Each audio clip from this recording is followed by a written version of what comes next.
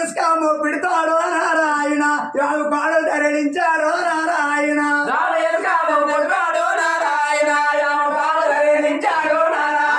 స్వామి పగడాల గడిచిరు so Narayana యాగు పక్కకే తాపే